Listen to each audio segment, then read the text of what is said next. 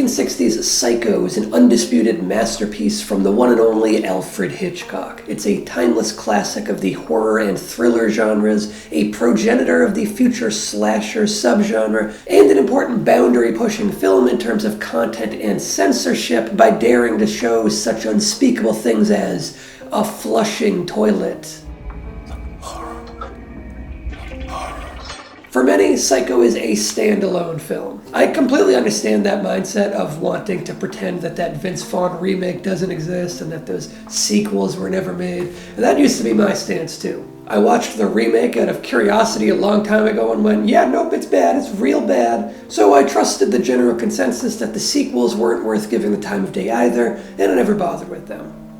But then, slowly over time, I began hearing a few disparate people come to the defense of Psycho 2 in the way that I've personally defended Halloween 3 and The Exorcist 3 and films like that. And that, of course, piqued my interest. I ended up marathoning all of these Psycho sequels one October night a couple of years ago, and I've been meaning to talk about them ever since, because I think they truly deserve more respect. So, maybe you've heard that the Psycho sequels all suck and are a disgrace to the original. What if I told you that everyone who said that is wrong and Psycho 2 is actually great? Because it is. It's not as good as the original, of course, but it is way better than the negative reputation that it had for decades would indicate. I'm glad to see that ever so slowly the tides have finally been turning a little bit in favor of Psycho 2 in recent years amongst the horror crowd, even if the general public still has the sequel written off altogether. But here's where it gets crazy. What if I told you that Psycho 3 is really good too? Because, yeah, it is. I'm a bit more on my own on this, as even plenty of people who defend Psycho 2 still talk shit about 3, but I am prepared to put my neck on the line and defend it to the bitter end. And what if I told you that Psycho 4 isn't terrible? Yeah, okay, this one's not great, but it's not bad either. At least it's not that bad. Like, it's okay, it's fine. The series hits a wall there, even for me, but it still has some interesting things going on, but let's tackle the films in order. Psycho 2. The biggest piece of context that is important to know if you're approaching these sequels from totally in the dark is that they all came out relatively close together, but long after the original Psycho. That first movie was released in 1960, then Psycho 2 didn't hit theaters until 1983. That's over 2 decades later if you struggle to do even the most basic math. You dummy. Psycho 2 wasn't some rush job that Universal Pictures pumped out quickly to cash in on the success of the original. Instead, they waited a long time to pump out a cash grab sequel. Alfred Hitchcock wasn't involved in any of the sequels, and that was definitely by design. Hitchcock died in 1980. Psycho 2 hit theaters 3 years later. You might consider it a little disrespectful that they waited for the original director to pass away before making a sequel that he couldn't object to. And I would agree with you, that is definitely a huge red flag, and it just really shines a light on the cynical side of the film industry, as if that wasn't obvious enough already. To give them a little bit of an out, it should be noted that the Psycho novel that the original film was based on was also part of a book series by author Robert Bloch. The Psycho 2 novel was released in 1982, and then the film followed right after, probably going into production that same year and hitting theaters June of the following year. Similar thing happened with Hitchcock making the original. The book only came out 1 year before the movie. It's less likely that Bloch would have been waiting for Hitchcock to die to write a sequel to his own book, so you could say that the movie sequels were just following his lead. Now, to take their out back away from them, it should also be noted that the plot of the Psycho 2 movie has virtually nothing to do with the plot of the Psycho 2 book, so I don't know. They can use that as an excuse, but it's a pretty hollow excuse. The sequel book is about Norman Bates busting out of an insane asylum and murdering his way to a Hollywood movie set where they are shooting the first Psycho movie. It's a meta plot that sounds more at home in the Scream series than the Psycho series. For the Psycho 2 movie, they took a drastically different route. The story they went with is actually commendably restrained, and it took some outside-the-box thinking. Rather than just having Norman kill a bunch of people again, like the book and like most horror sequels would do, the film instead makes Norman incredibly sympathetic. He served his time in the insane asylum and was released on his own recognizance. The film begins with him returning home as a fragile and frightened man who just wants to live a normal life, but who the world has ostracized. It's a surprisingly nuanced and even touching premise. And it's only through the actions of others that Norman is forcibly dragged back into a life filled with madness and violence. It's a solid core plot that does kind of speak to the goal of rehabilitation, which the book just doesn't do at all. The only major misstep in this plot is that the film kind of reveals its hand a little too early with all the ins and outs of what's happening. The master of suspense could certainly wring some more tension out of the storyline, but Australian director Richard Franklin is no slouch. Horror fans might be familiar with Franklin from his films Patrick and Road Games, and the script was written by Tom Holland. No, not Spider-Man Tom Holland. What, he's stupid, he wasn't even born yet. No, it's the Tom Holland who wrote Fright Night and Child's Play. That dude knows what he's doing in the horror genre. A big part of why Psycho 2 works so well is Anthony Perkins. He slips effortlessly back into the Norman Bates role, and he manages to feel like the same character but at a drastically different place in his life and in his mental state. He shows a different side of the character that feels like a natural evolution of his performance from 23 years earlier. Perkins was a truly phenomenal actor whose career was sadly hamstrung by this role, his most iconic role. The Norman Bates character arrived relatively early on in his career, and with the exception of an occasional great but undersung role in something like Orson Welles' The Trial, Perkins struggled to avoid typecasting and land good parts. He brings a tenderness to the role that most actors couldn't or wouldn't do with this character. It's impressive how the film gets you so fully on Norman's side and makes the real villains those others who bully this poor mentally ill man back into his dark side that he worked so hard to overcome. When Norman is back in killer mode, it's great though. It's extremely entertaining. Any horror movie that has an elderly woman getting bashed over the head with a shovel is A-okay in my book. I love how this kill's executed too. It's masterful, honestly. It really looks like he's hitting her as hard as he can over the back of the head. We're seeing both of them head on. It's both actors. It really is that elderly actor, not a stunt double for her and not a dummy. We see her hair bunch up, her body double forward, then we cut to the next shot. It lingers just long enough to really sell the hit before cutting away. It's a small moment in the grand scheme of things, sure, but it's important and it's indicative of the slightly higher level of craft on display than you might expect and than you often get out of slasher sequels. While the original Psycho was a progenitor of the slasher subgenre, the sequels are now full-blooded entries in the genre, especially Psycho 3. I think part of why these sequels were so derided at the time is because they came in the midst of that endless glut of slasher flicks that plagued the 80s. There were a lot of great slashers in that mix, but plenty of terrible, trashy ones too.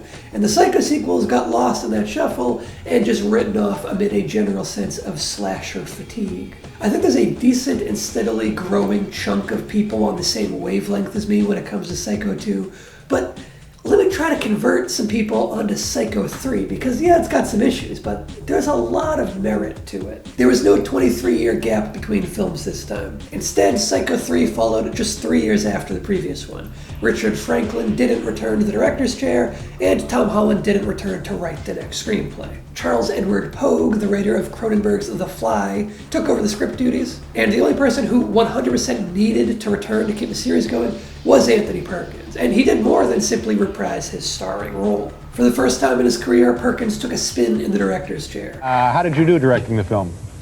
Well, that would be for you to judge and for the people who see the film. Were you pleased with the final result? Well, I wanted to have some say in what happened to Norman, what happened to the people at the Bates Motel. It's a tender subject with me. No, seriously, I didn't want to hand over the controls and the reins to someone who wouldn't care as much, or wouldn't have as much passion for it as I thought I would, and that I seemed to be able to have for the entire year and a half that it took me to make this thing. Orson Welles said, you dream the sequence. You will yourself to dream the sequence that you're shooting the next day. Did that work for you? Yes, it did work. Actually, I would go with my affinity for the material, and as I say, my love and affection for the Psycho stories, and they're tragedies. They're modern day tragedies, and so you really have to approach them with a certain amount of reverence. Well, yeah, I mean, it's obvious that they're tragedies. The guy's loopy and he stabs people. Yes, that's true. That's true, but you could also say they're just Cuisinart films. But there's more to them than that, is what you're saying. I believe so. And do you think this movie is going to be a big hit?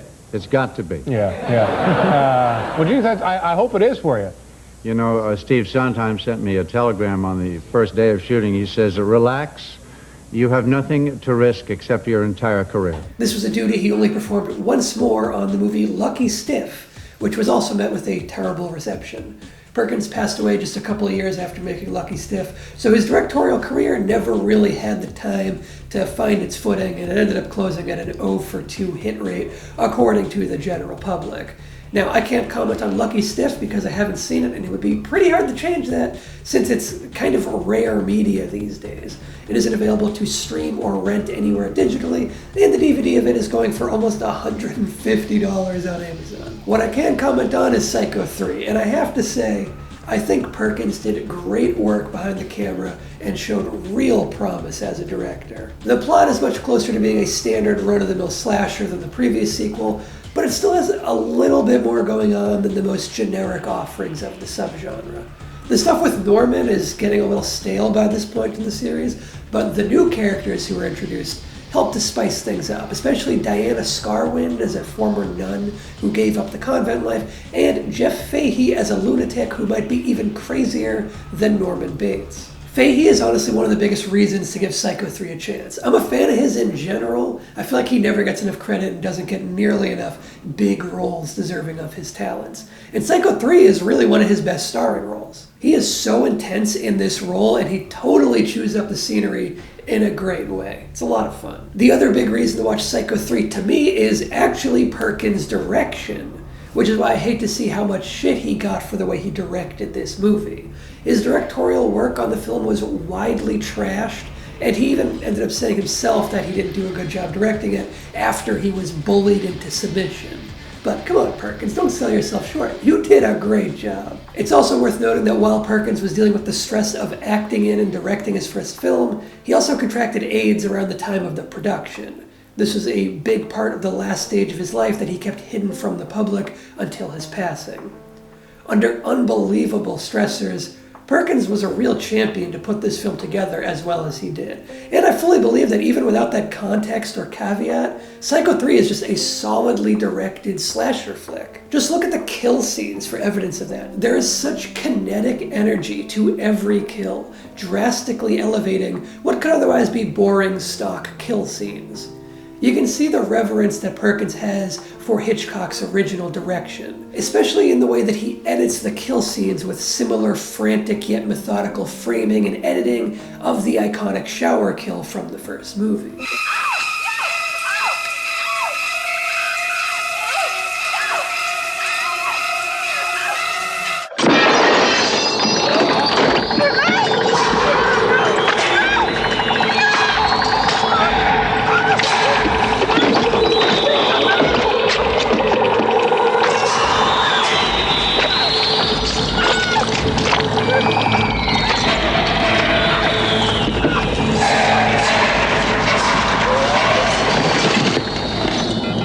And speaking of the shower kill, my favorite moment of Psycho 3 is this brilliant moment alluding back to that iconic shower kill. It's a perfect setup of misdirection, which then delivers on a radical subversion that completely alters the trajectory of the story and the character arcs of both Norman and Maureen, the ex-nun.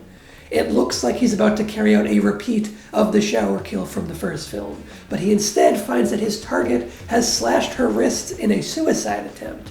The homicidal intent of his mother personality is cast aside as the kind-hearted Norman personality claws back to the surface. He goes from being about to murder her to saving her life. Meanwhile, the ex-nun perceives Norman not as a killer dressed up as his mother, but instead as the Virgin Mary, and his knife instead as a crucifix. This is a very tricky scene to pull off without it seeming comedic, cheesy, or just hard to buy, but Perkins handles it perfectly. Elsewhere in the film, he also impresses through his use of rain, his stylized lighting, and by managing to up the gore to suit the times without fully abandoning the slightly more classy roots of the first movie. He also cleverly homages the original Psycho again in the intentionally physics-defying way he chooses to present a new character falling down the same staircase. If there's any major downside to Perkins' direction, it's actually in his performance. His acting just simply isn't as strong as it was the previous 2 times he played this role, and I think you can fully pin that on him pulling double duty as star and director. Beyond having more on his plate and having his focus divided, he was also without the shaping voice of a director to help dial in his performance. Some performers are reliable and confident enough to know when they've given the right performance and nailed the take, but not all actors can judge their own performances from an outside perspective the way that a third-party director would. And I think it's pretty clear that Perkins needed somebody else to help guide his performance. But he handles everyone else like a champ. Psycho 3 is far from perfect and definitely doesn't feel necessary or even really like a natural extension of the story in the way that Psycho 2 felt. But it's still a solid slasher that I think stands above plenty of other offerings in this crowded subgenre. I'll also point out that Anthony Perkins' son, Oz Perkins, who played young Norman in a flashback, turned out to be a solid horror director as well. I have greatly enjoyed all 3 of Oz Perkins' movies, and I'm looking forward to his next movie too. I won't spend too long discussing Psycho 4, but suffice to say that it is without a doubt a major step down from the others. I still don't think it's awful or anything, but it is a bit more deserving of its poor reputation than the others. For one, it was a TV movie rather than a theatrical film, and that fact is impossible to miss. It feels so much smaller and lower budgeted in pretty much every regard. It's really held back by that. It does have somewhat of an interesting premise with Norman fearing that his unborn baby is going to be crazy like him, but the whole plot hinges on Norman calling into a radio show to discuss it, and why would he do that? It's pretty hard to buy. Perkins is good in the role still, actually maybe even a little bit better than he was in Psycho 3 now that he's not directing himself. But he's not quite in the movie enough. Instead, much of the runtime is spent on flashbacks to Norman's youth. Young Norman is played by Henry Thomas, who is phenomenal casting, honestly, but the flashbacks just aren't all that interesting or necessary. It's interesting to me that Psycho 4 pretty much does exactly what that eventual Bates Motel TV series did, but Psycho 4 did it first. That TV show feels more like an adaptation of Psycho 4 than it does a real prequel to Psycho like it positions itself as. You can skip Psycho 4, but I can strongly recommend Psycho 2 and 3 as being a damn bit better than their weak reputations would have you believe. Thanks for watching. If you want to see my spin on the horror genre, you can grab yourself a copy of my horror novel, South of the Mason-Dixon. Check out the link in the description to learn more. It's available in print, an ebook, and now audiobook, which is either coming very soon or already out by the time you're watching this. If you want more videos like this, check out the rest of my Deserves More Respect series with the playlist on screen or in the description. I'll see you next time. So long!